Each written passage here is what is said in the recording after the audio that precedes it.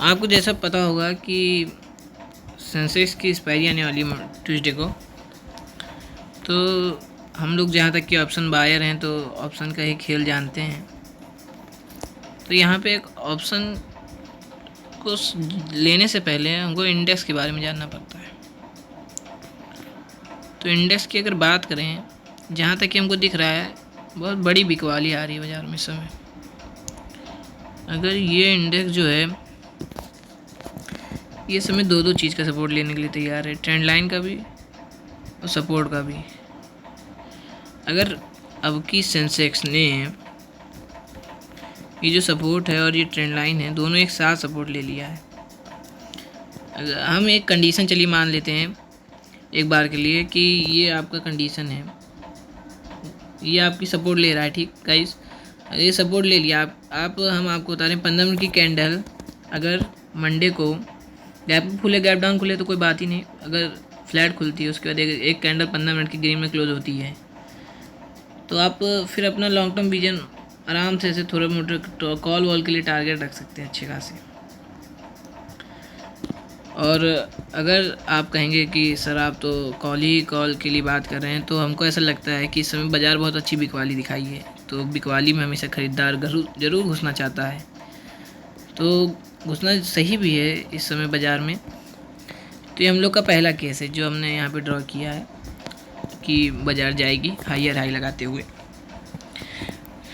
और अगर आप लोग पुट में जाना चाहते हैं तो आप कहेंगे सर ये तो बहुत लंबा टारगेट मत लीजिए, यहाँ पे आप ट्रेड लिए हैं तो यहाँ पे प्रॉफिट बुकिंग आएगी आपकी, और अगर हो तो ट्रेल स्टॉप लॉस कर लीजिएगा,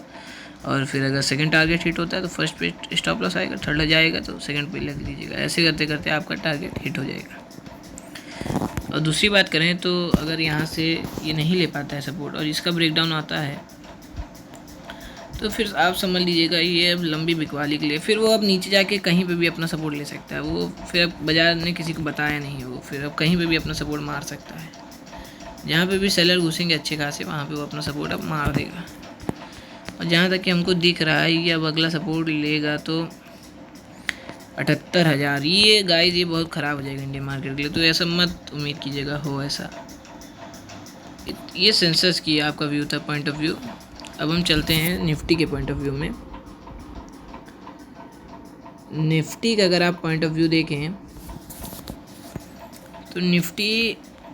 में भी सेम, हाँ ये देखिएगा हम निफ्टी की बात कर ही रहे थे, निफ्टी में हमारा पॉइंट ऑफ व्यू क्लियर है एकदम। इसने भी ट्रेंड लाइन और सपोर्ट का एकदम आपका वो ले रहा है सपोर्ट, तो ट्रेंड लाइन का सपोर्ट और इसमें जो नीचे बेसिक सपोर्ट है उसमें बहुत डिफरेंस दिख रहा है अभी प्राइस का, क्योंकि निफ्टी तो जानते हैं आप स्मॉल जो प्राइस होता है इंडेक्स का भागता है तो प्रीमियम बहुत तेज़ी से मूव करते हैं, साइड वे हो तो बात अलग है। इसमें पहला केस बन रहा है कि यहाँ पे सपोर्ट ले ले, 15 मिनट का चार्ट क्लोज हो जाए तो 24,736 का आप पहला टारगेट रखिएगा, फिर ब्रेकडाउन होने का वेट कीजिएगा, फिर आप